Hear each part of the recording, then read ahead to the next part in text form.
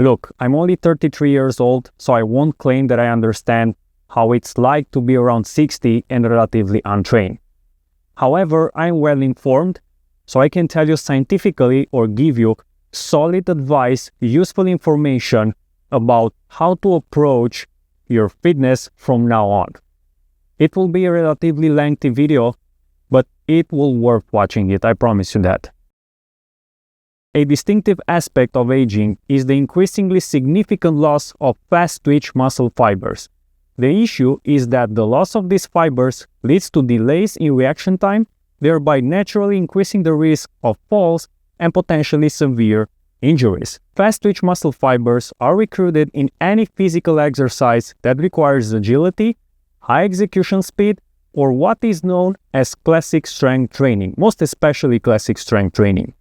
The somewhat good news at this age, especially considering you're untrained, is that you can also engage in calisthenics by performing compound and fundamental exercises. These won't seem like much, but they will be felt as strength exercises to you. Push-ups and their variations, pull-ups with grip or position adjustments, variations again, leg raises, squats, jumps and jump variations, along with short sprints of up to 15 seconds are all exercises that present a low risk of injury at this age.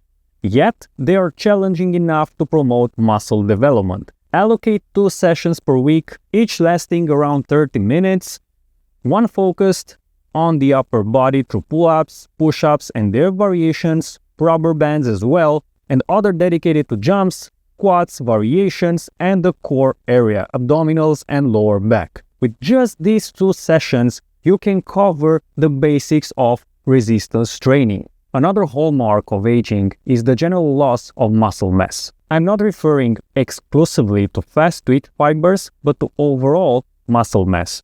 For instance, the exercises I'm showing right now are aimed at agility, targeting fast-twitch fibers, but they don't address the aspect of muscle mass in the legs. That's where resistance exercises come in: squats, deadlifts, lunges, to name a few.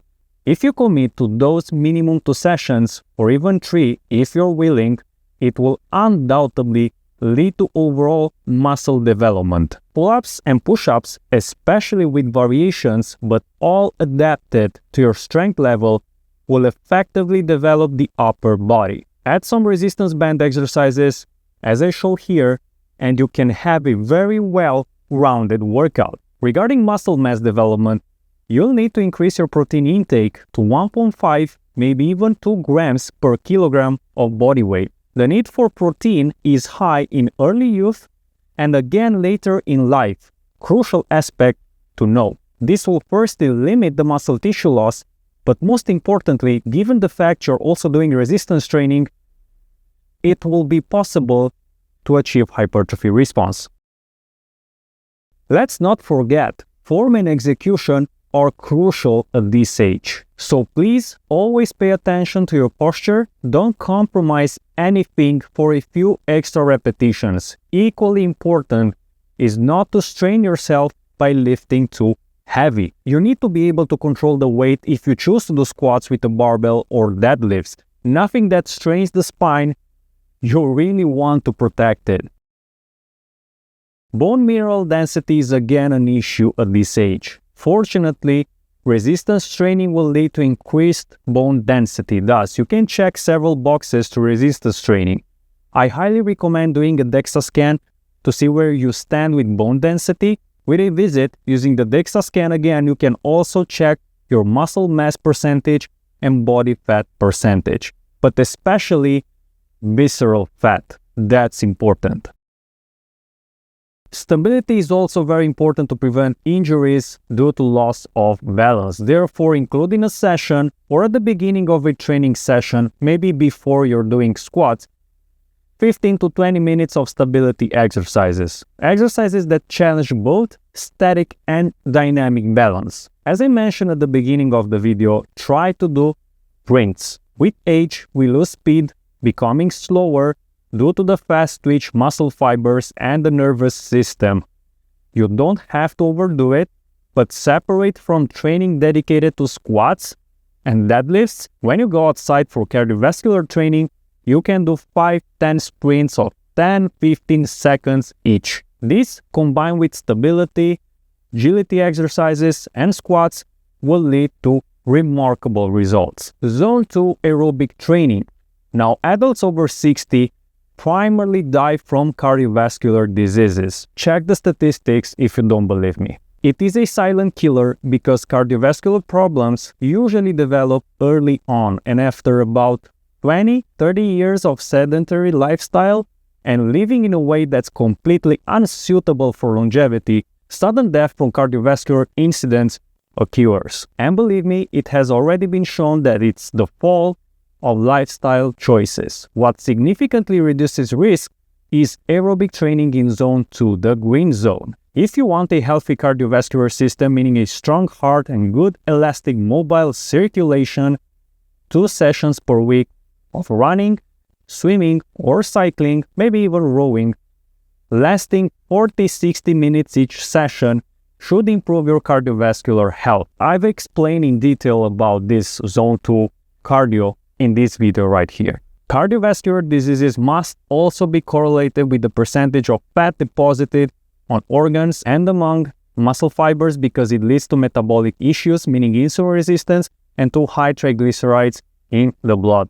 Excess weight is a problem, but generally when deposits are in the specified areas. You absolutely need to clean up your daily diet, start cooking and preparing your own food, avoid sweets and fast food. Nothing extraordinary. In conclusion, I could also recommend training for VO2 max, but I somewhat don't expect a sedentary person at 60 years old to immediately start with 2 sessions of resistance training plus another 2 for zone 2 cardio, in addition to incorporating agility exercises, resistance bands, sprints, and stability exercises. It may be too much. It's a pretty tough protocol if you're not used with it. I can agree with that. It would amount to approximately 5 workouts weekly maybe. However, I've also discussed VO2 max in this video right here, which I recommend you to watch. And while you're here, I strongly advise you go and do some blood tests, see how your cardiovascular health is. It's important. Check for B12 vitamin, check for vitamin D, testosterone. All these are markers that should interest you highly at the age of 60. I mean, I'm 33 and I am doing this stuff as well.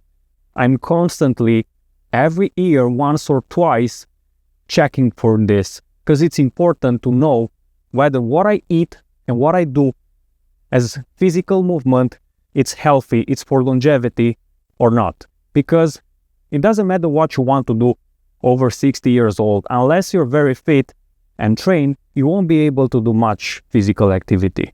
I mean, the stuff that you enjoy doing. So that's it. I hope the information is good for you. Let me know, subscribe, and we catch you in the next video. Ciao.